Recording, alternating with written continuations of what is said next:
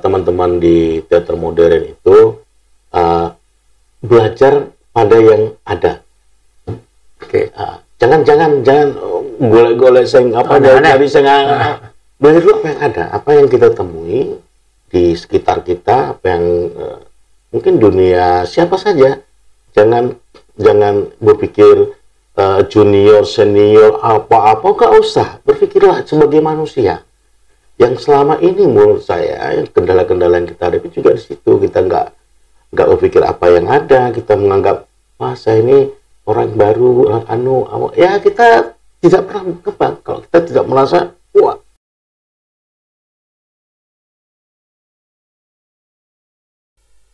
Baiklah, kali ini kita berjumpa dengan Dr.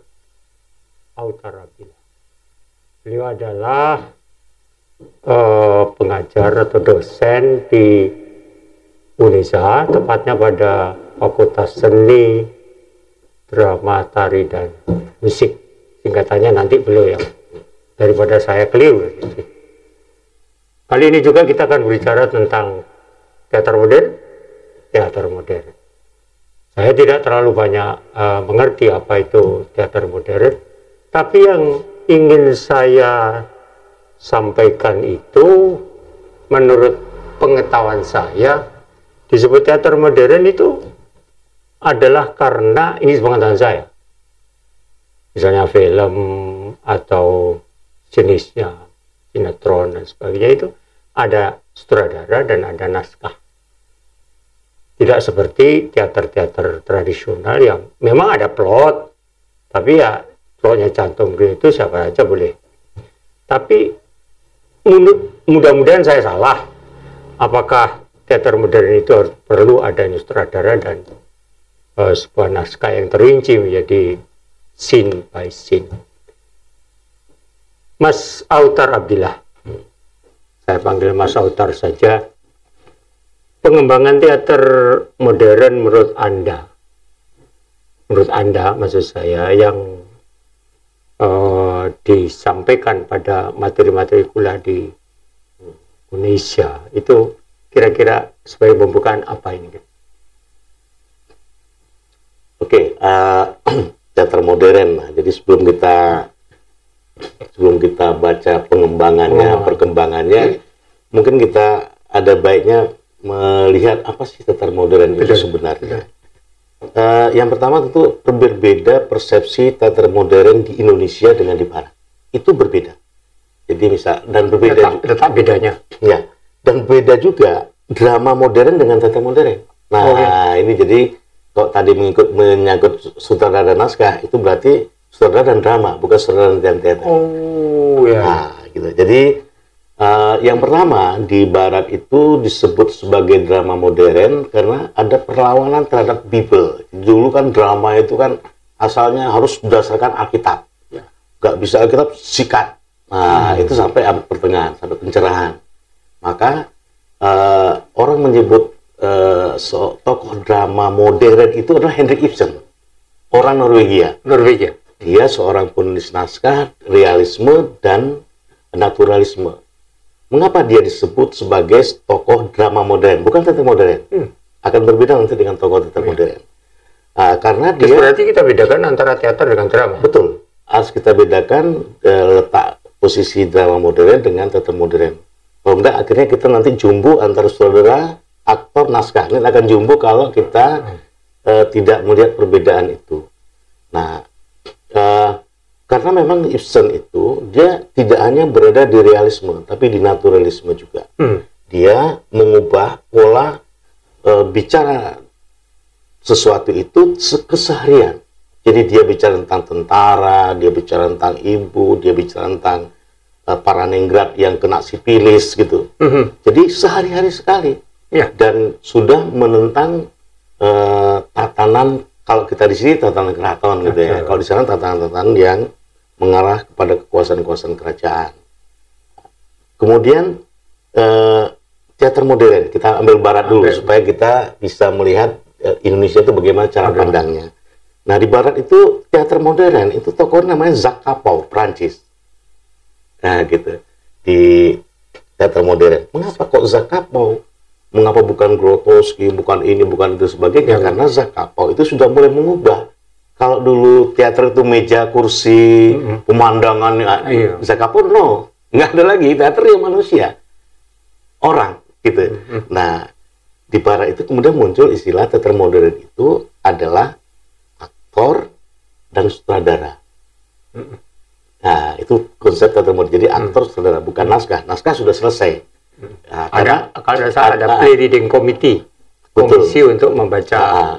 Jadi, nah kemudian di barat pun, nah ini ada sedikit pengembangan setelah disebut bahwa teater modern itu adalah aktor dan sutradara, kemudian berubah oleh Grotowski. Oleh Jerzy Grotowski ini katanya teater itu adalah pertemuan aktor dan penonton, bukan sutradara. Nah, sutradara hilang. Penonton. Aktor dan penonton itu baru teater. Sutradaranya hilang. Itu namanya teater. Itu teater. Nah, teater modern ini berkembangannya di situ kok di barat. Jadi berkembang dari mulai menyisikan konteks itu, drama itu apa, tidak penting. Drama itu hanya pelengkap saja. Nah, kemudian sutradara itu ya bisa juga aktor, bisa sutradara. Kalau gitu kan nggak boleh. Aktor nggak boleh. Wah, Rendra kok jadi sutradara, kok jadi aktor, nggak boleh itu. Jadi selesai urusan untuk memisahkan antara lakon atau naskah drama dengan sutradara. Jadi aktor, penonton, itulah teater yang sesungguhnya, yang modern dalam konsepsi barat. Nah, di Indonesia drama modern itu dianggap sebagai drama modern adalah dramanya Rustam Effendi, Bebasari. Jadi drama modern awalnya dari Rustam Effendi dengan lakon Bebasari. Nah, kita akan lihat mengapa kok diambil Bebasari, karena drama Indonesia dianggap perjuangan nasionalisme. Nah, Bebasari itu inti dari pembebasan, kemerdekaan. Nah, maka Rustam Effendi itu dianggap sebagai tokoh drama modern pertama Indonesia, bukan teater modern. Nah, gitu. Jadi tokoh drama modern Indonesia, karena naskahnya itu mengangkat isu Indonesia. Ada juga naskah tahun 1901 itu juga naskah berbahasa Indonesia, tapi tidak mengangkat isu keindonesiaan. Nah, maka naskah itu diabaikan sebagai drama modern pertama Indonesia. Jadi pilihan Indonesia untuk mengatakan modern itu adalah nasionalisme. Ya, jadi ada naskah yang punya spirit nasionalisme, memperjuangkan keindonesiaan, maka disebut drama modern. Nah, bagaimana dengan teater modern Indonesia? Nah, teater modern Indonesia, kalau di saya, memang belum ada, sampai saat ini belum ada yang berani untuk mengatakan siapa tokoh teater modern Indonesia sampai sekarang. Tapi kalau yang modern sudah. Tapi ada satu yang disebut orang sebagai teater modern, bukan tokohnya, tapi teaternya. Orang menyebutnya Dardanella. Dardanella adalah teater modern Indonesia pertama dari Sidoarjo. Nah, itu. Nah, jadi orang menganggap teater modern pertama Indonesia itu adalah Dardanella. Pertanyaan, mengapa Dardanella? Nah, gitu. Mengapa Dardanella? Dardanella ini mengubah pola-pola dramatik yang terjadi selama periode itu. Jadi Dardanella ini sudah ada nyanyian, tarian, kemudian kalau di dalam ludruk itu ada bedayan itu ya di apa namanya, di dalamnya sudah ada itu. Dan Dardanella adalah duta seni pertama Indonesia. Jadi Dardanella inilah yang pernah ditonton oleh Hitler, ditonton oleh yang dari India itu Mahatma Gandhi, itu nonton Dardanella. Dardanella ini teater yang udah keliling dunia, berakhir di Amerika. Nah, teater itu. Jadi tokoh-tokoh dunia itu sudah, nah, itu dianggap teater modern. Jadi teater yang mendunia pengertiannya. Nah, mengapa itu sebetulnya? Karena menurut saya teater yang mendunia, teater Indonesia yang sudah masuk ke wilayah dunia manapun. Wah, saya kok bukan Asia, Eropa, Amerika, udah dijelajahi. Nah, maka orang menyebutnya teater modern. Nah, tokohnya siapa? Nah, kita nggak bisa mengambil tokoh di situ sebagai tokoh untuk teater modern Indonesia, karena dia tidak menunjukkan satu perubahan berarti dalam berteater Indonesia. Dia hanya sekedar mendunia saja. Nah, gitu. Jadi, dan pola-polanya itu bersama dengan teater lainnya, dengan Komedi Istanbul, dengan itu bersama dengan dengan Miss Cici hampir sama, jadi nggak jauh beda. Jadi yang membedakannya itu adalah karena dia mendunia. Nah, itu menurut saya kelebihan dari teater modern Indonesia pertama yang dipersepsikan itu dan berada di Sidoarjo pertama kali. Jadi kalau tempatnya itu Ramayana sekarang, gedung Ramayana itu, nah, itu gedung Dardanella dulu, gedung teater dulu itu. Saya masuk sini. Okay. Teater-teater pada umumnya yang ada di Indonesia ini itu disebut apa? Menurut pengetahuan ini? Kalau kita lihat, ya disebut teater saja gitu. Jadi teater saja. Tidak perlu modern. Tidak perlu modern, eksperimental, kontemporer, apa itu menurut saya nggak perlu. Misalnya kita lihat teater modern, teater aja juga boleh, teater modern juga boleh. Teater bisa duduk, teater tradisional juga boleh. Jadi persepsi itu nanti harus kita lihat dulu mengapa dia disebut itu gitu. Ya kadang-kadang orang luar juga nggak mau, kami bukan teater. Orang luar nggak mau disebut teater. Ya kita ludruk. Karena kita ketoprak. Dulu pertama kali saya masuk Surabaya, saya nyari teater susah. Gitu ya? Mana ya teater di sini? Saya waktu itu berada di Wonokromo. Ini nggak ada teater, Pak. Yang ada sandiwara. Nah, terus gimana? Ya, gimana kita mengatakan ini teater sandiwara? Jadi menurut saya kalau di Indonesia itu ya pertunjukan ya teater gitu aja. Kita nggak perlu mengatakan itu tradisi modern ya dalam konteks yang lebih. Dari Anda cerita tentang Dardanella, bagaimana proses menghidupi Dardanella ini sebagai satu teater modern? Yeah. Apakah dia harus berkunjung dari satu tempat ke tempat lain untuk mendapatkan finansial, ataukah memang ada sebuah lembaga yang mengundang bahwa dia harus bermain dan mendapatkan finansial? Ya, oke, menarik kita mencermati tradisi Dardanella. Dan di periode Dardanella itu mulai tahun 1890-an sampai tahun 1040-an itu, sebelum kemerdekaan itu, kita punya teater-teater komersial. Teater kaya gitu kalau kita boleh menyebutnya. Teater komersial. Contoh misalnya. Ya, contoh. Ya contoh Komedi Istanbul, Dardanella, itu komersial. Iya, Bintang Timur lah namanya. Itu teater komersil. Sama dengan TV komersil sekarang. Itu dibajak. Misalnya Rutanto ini misalnya kerja di teater A. Wah, ini bikin uang ini. Dicaplok. Gitu dulu. Jadi sudah ada pembagian antara estetik function, sutradara main, dan ada tiketing misalnya. Tiketing komersial, iya bener. Pembuatan baleo. Iya. Ada pada waktu itu? Udah ada zaman itu. Sudah sangat kompetitif. Laku itu pelukis-pelukis gambar kayak film tuh laku. Sudah laku. Kaya raya, bukan sekedar laku. Jadi zaman-zaman dulu aktor tuh ya, kalau kita sekarang sudah punya Mercy, BMW, zaman-zaman itu sudah Pancengbo itu orang kaya raya itu.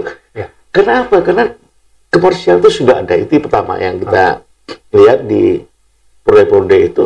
Teater kita sudah teater kaya, teater yang sudah bisa menghidupi publiknya dan menghidupi para aktor-aktornya. Dan orang kalau sekarang apa iya karena di situ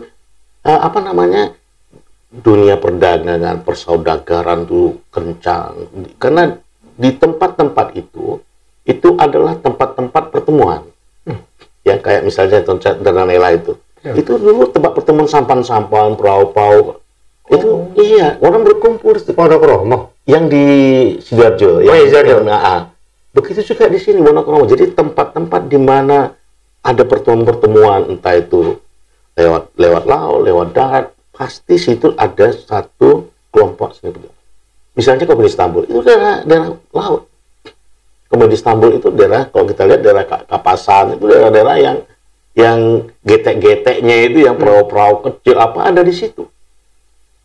Gitu. Jadi daerah-daerah yang memang ramai, tempat berkumpulnya orang, semacam terminal kecil apa, itu pasti ada gedung pertunjukan. Dan orang pasti akan mampir ke sana untuk menghibur dirinya setelah lelah bekerja dan sebagainya. Atau menunggu kapal untuk berangkat besok laginya, ya dia nonton teater.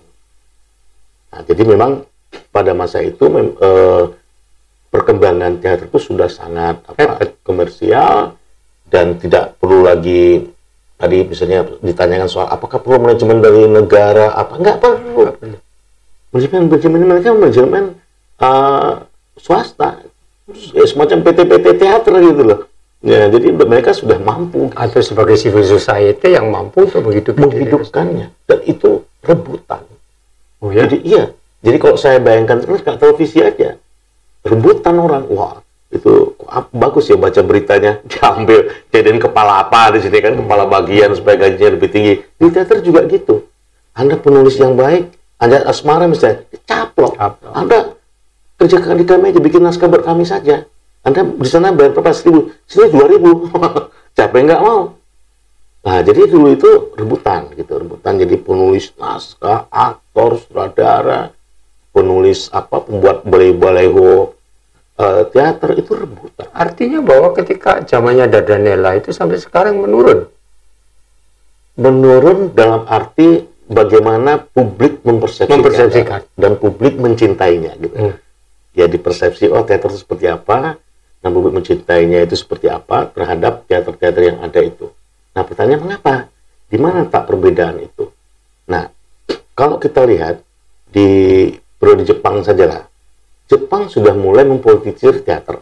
Jadi teater yang boleh main di era Jepang itu teater yang menyuarakan Jepang, yang teriak-teriak matahari dan sebagainya itu. Jadi di era Jepang itulah mulai menurut saya di satu sisi kebangkitan, satu sisi juga penghancuran. Jadi teater nggak bebas lagi, gitu. Di era Jepang, dan di era Jepang juga teater harus mengisukan apa yang Jepang pikirkan, bukan apa yang dipikirkan oleh pelaku teaternya.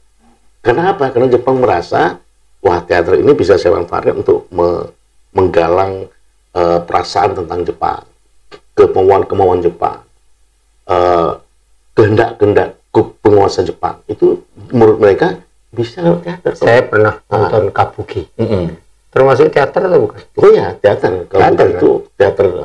Nah, kabuki noh itu di Jepang populer sekali. Populer sekali. Ya. Nah, persoalannya sekarang, materi muatan apa yang Anda sampaikan kepada mahasiswa tentang perkembangan dunia teater yang sedemikian dari Dardanella sampai sekarang? Ya, kalau di studinya kita melihat karakter-karakternya. Jepang itu hidup sampai sekarang dengan karakter apa? Ya, misalnya di Jepang itu karakternya di mana orang merasa hidupnya harus menunduk, harus itu mereka tapi nah, kemudian mereka sadar akan interval. Jadi kalau pergantian ruangan tuh pakai baju hitam, itu kan karakter-karakter, jadi sadar terhadap perannya masing-masing. Ya. Nah di Indonesia juga gitu, karakter seni-seni kita, misalnya tradisi, ya menuntun orang di satu sisi, juga mengkritisi satu sisi. Ya, itu jadi kalau di dunia akademisi kita mempelajari karakter-karakternya. Nah begitu juga karakter yang modern. Rendra itu ngajarin apa tuh tentang teater? Apa yang bisa kita dapatkan dari Rendra misalnya, dari Arifin, dari Putu Wijaya, dari Nanorian, kita semua pelajari apa yang kita dapatkan, bagaimana karakter mereka berteater. Nah itu bagian dari studi kita tentang teater modern. Jadi karakter-karakter dari teater-teater yang ada di kita. Termasuk juga kita ada Raman Sabul, teater payung hitam, wah kita pelajari gitu.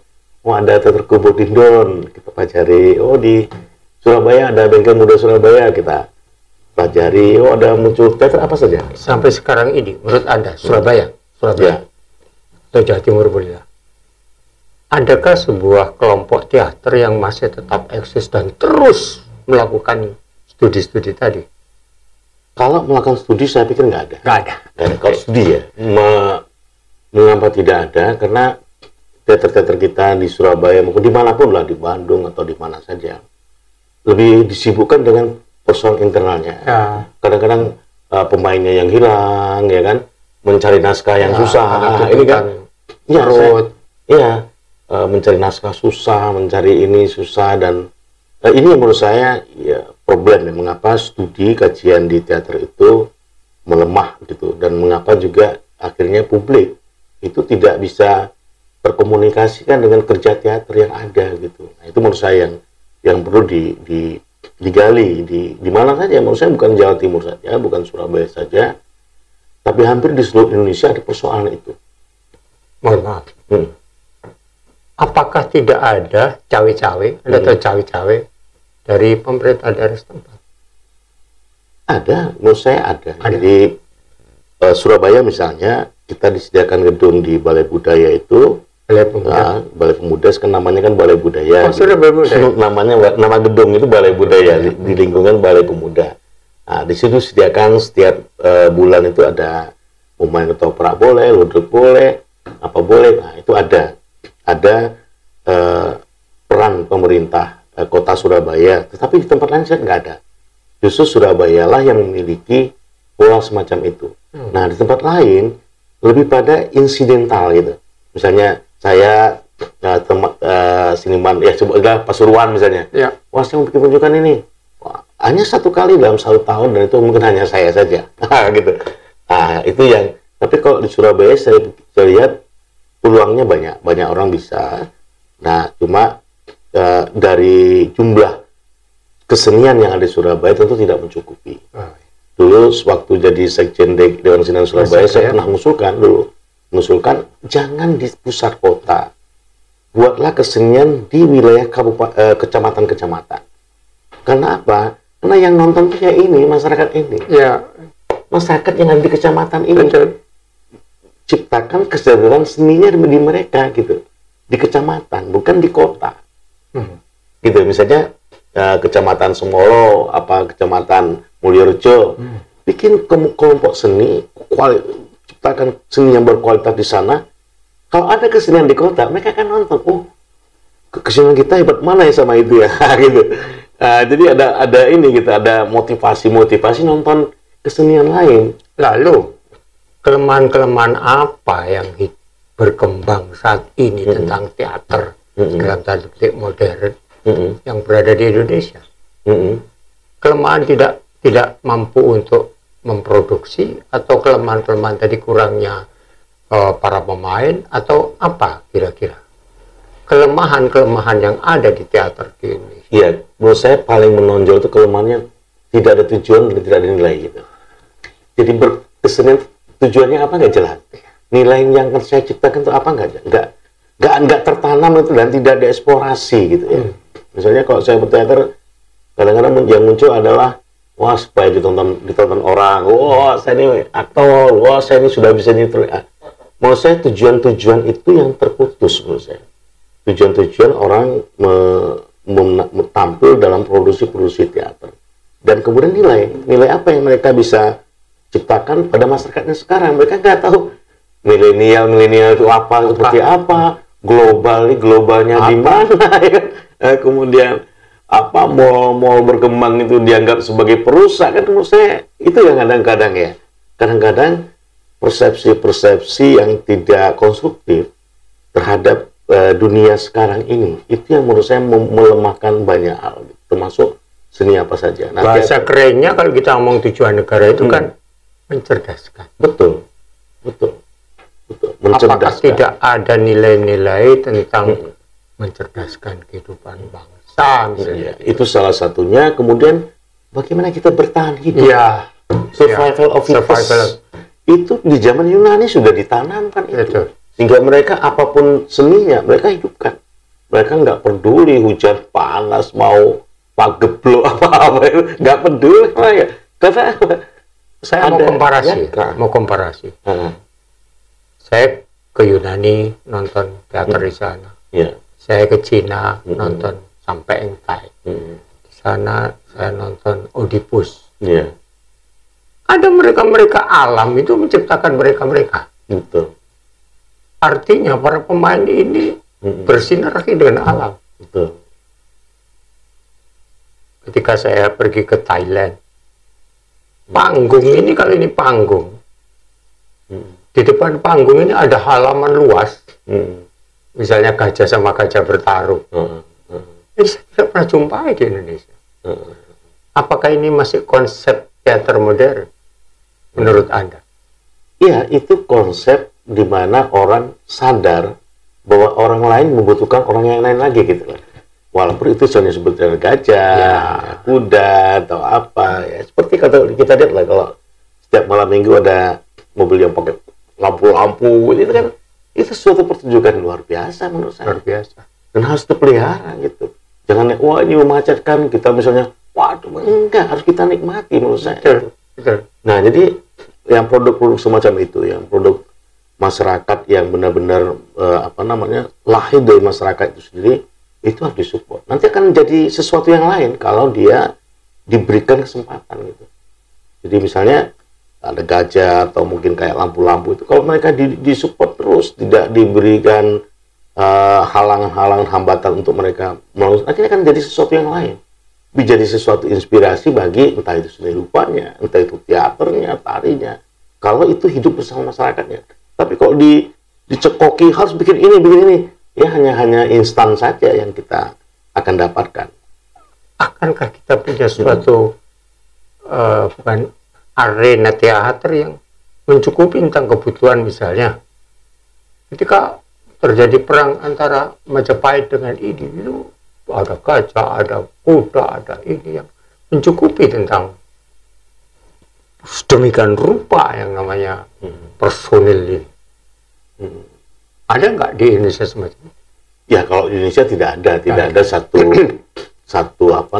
satu arena, karena itu tidak rutin kan, juga kalau secara ekonomi juga rugi juga kalau misalnya kita sediakan tempat yang seperti itu. Tapi kalau ini dijual sebagai pariwisata, ya itu tadi ya, di Bandung itu ada Trans Studio namanya kayak gitu ya. Trans Studio itu kan maksudnya seperti itu. Maksudnya seperti itu.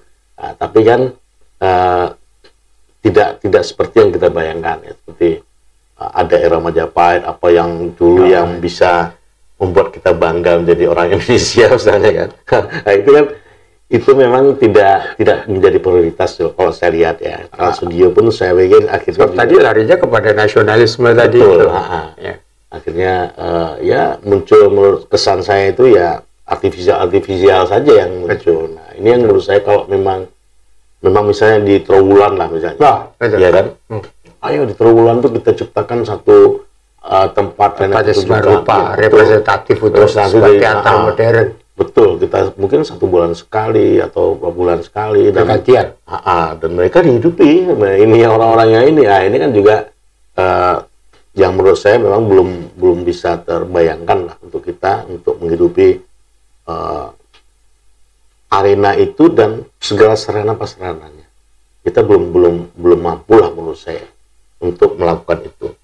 Jadi kalau memang kita mau apa ya era di bawahnya jadi kuda-kudaan kayak kuda lumping ya misalnya kan, pertunjukan yang dimodifikasi dengan tidak harus menghadirkan fisik-fisik yang seperti itu. Di Palembang yang saya lihat waktu lihat Dul Muluk itu ya kuda-kudaan di atas panggung, dan menurut saya memang hampir tidak mungkin lah kalau kita masuk ke suatu gambaran pertunjukan masa lalu yang kita representasikan pada masa kini gitu ya.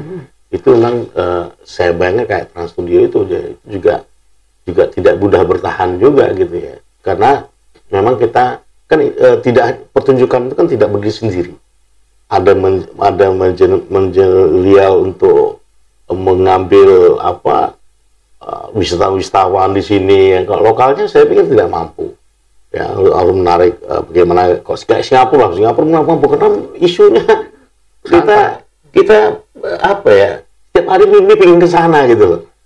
Nah, itu bagaimana menciptakan itu, menciptakan mimpi supaya kita pengen lihat Majapahit setiap saat gitu loh. Kita melihat perjuangan masa lalu itu, ada perjuangan yang sekarang kita nikmati gitu. Ada tidak punya gambaran tentang misalnya kalau orang luar negeri datang ke Surabaya atau orang luar kota datang ke Surabaya, itu harus nonton ini gitu, teater udah ini, tempatnya di mana tidak tahu, pokoknya ini. Nah, mereka yang tidak datang ke sini gelo, wah Eman tadi kan Mas Autar, wah ketemu Eman, nah gitu. Ada nggak kira-kira pikiran-pikiran semacam itu, atau mungkin bisa nggak diciptakan suasana semacam itu, walaupun teaternya akan berubah, hari ini A, hari besok B, besoknya C. Iya, itu yang tahun 2004 itu sudah saya buatkan desainnya itu. Waktu saya jadi Dewan Kesenian Surabaya itu saya buat desainnya. Memang tidak terbaca oleh legislatif kita. Ya. Nah, menurut saya itu perlu. Mengapa perlu? Karena seseorang itu bertemu dengan sesuatu itu pasti ada kesan, ada rasa yang dia ingin kembali lagi ke sana gitu ya. Nah, menurut saya dulu Surabaya pernah ada yang namanya THR. Iya, dulu orang kalau nggak ke THR itu rasanya dulu itu, wah kalau Anda belum ke THR, belum ke Surabaya, sama dengan Manado kalau belum ke ini tiga itu, nah itu belum BBB itu belum ke sana itu. Iya. Nah gitu, ke Pulau Pak kemana itu juga Surabaya menurut saya itu harus diciptakan gitu. Harus ciptakan kalau Surabaya itu harus ke sini, harus ke sini. Surabaya pernah ada dan sekarang hilang, dan ini harus diciptakan ya. Harus diciptakan. Jadi dia tidak bisa datang dengan sendirinya. Diciptakan oleh semua komponen yang ada. Nggak bisa pemerintah saja. Senimannya juga menciptakan. Dulu pernah zamannya Pak Imam itu membuat kampung seni itu.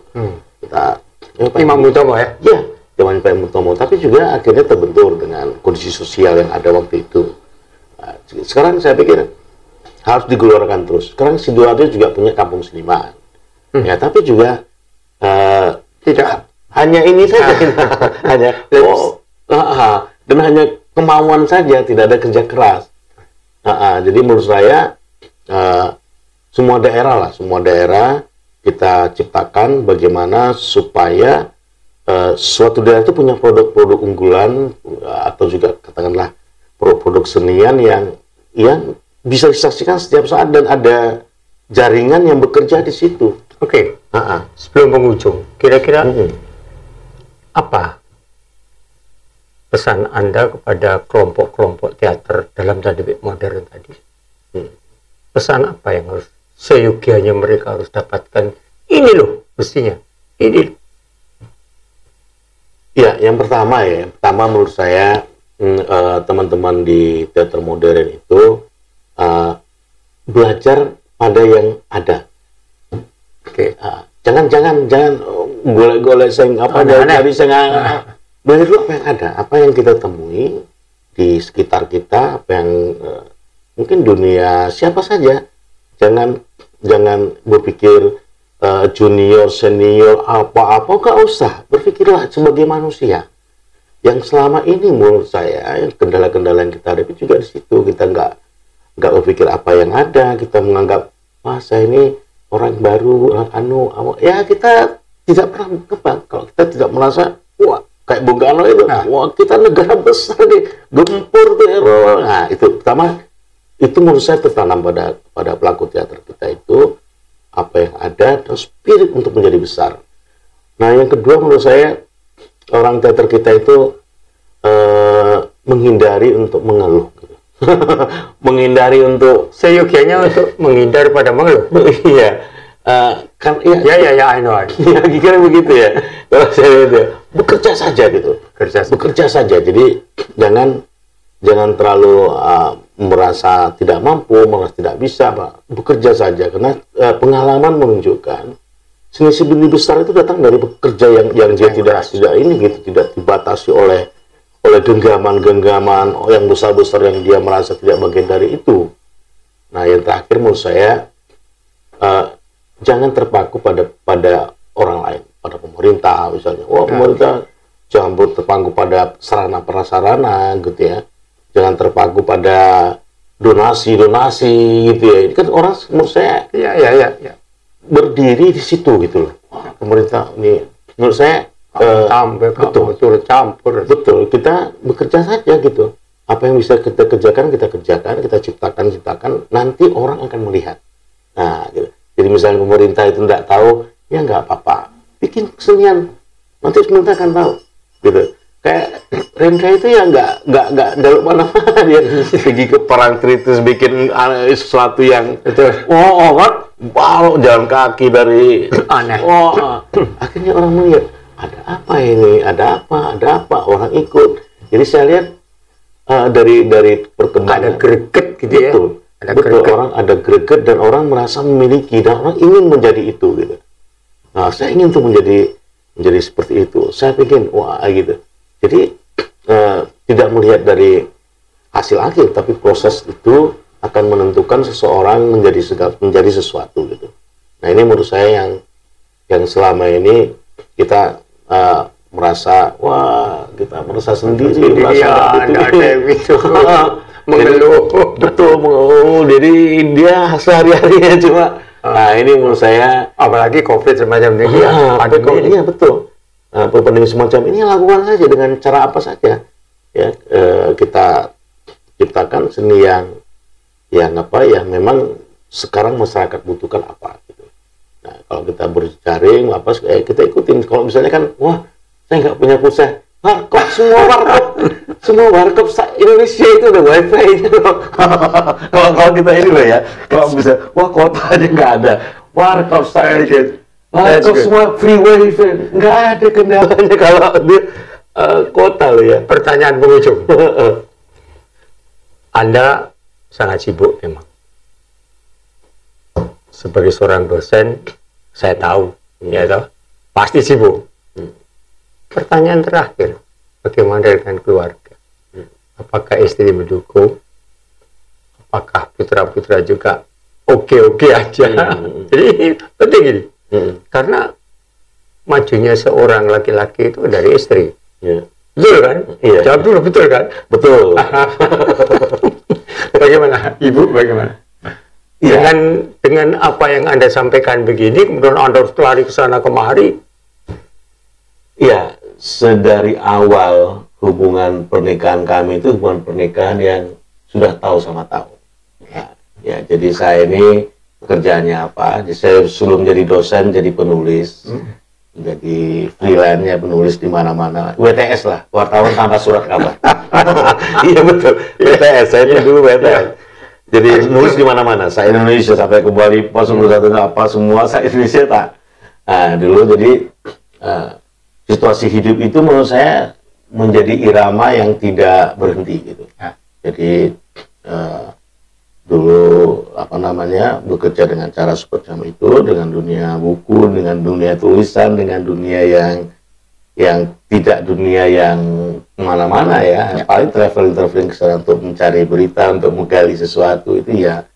Saya pikir itu sudah terbangun secara naluriah gitu ya, secara otomatis. Jadi saya melihat irama itu terbangun sampai detik ini gitu. Putra-putra Anda juga ada yang mengikuti gerakan Anda ini? Oh tidak ada, tidak ada. Dan saya juga tidak berharap. Jadi banyak orang mengatakan, wah dia penulis, anaknya harus jadi penulis misalnya. Kalau saya nggak mengharapkan sama. Saya juga ya.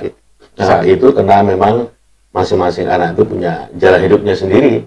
Dia punya pengalaman pergaulan yang kita nggak bisa batasi. Saya nggak mungkin kita batasi. Oh kamu nggak boleh begini, nggak bisa. Jadi saya bebaskan mereka mau memilih menjadi apa ya, misalnya anak saya yang teknik sipil misalnya sekarang ingin jadi guru bahasa Inggris coba.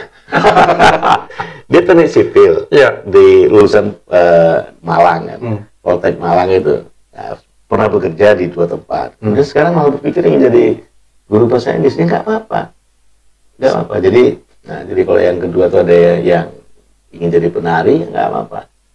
Terus berapa tuh? Dua perempuan. Dua perempuan. Dari yang satu ingin jadi penari dan sekarang ini malah all-sopan itu. Ya nggak apa-apa.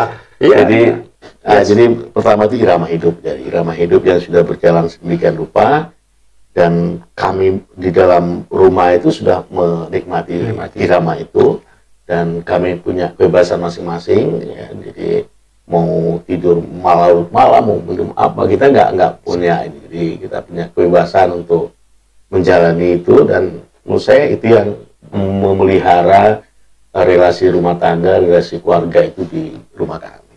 Baiklah. Last but not least, pertemuan dengan Mas Author Abdiah sangat-sangat menambah spirit terhadap perkembangan perteateran dalam tanda petik modern di Indonesia. Ada keinginan yang utama tadi mencerdaskan kehidupan bangsa. Berikutnya, beliau mengatakan bahwa teater itu mesti harus mampu untuk membuat jiwa kita fresh. Nggak ada. Jiwa murung nggak ada. Betul. Fresh. Nah, yang terakhir tadi saya pikir sangat indah banget. Bagaimana teman-teman teater itu mampu tidak mengeluh. Itulah pikiran-pikiran yang saya juni. Terima kasih. Lain waktu kita akan ada topik yang berbeda.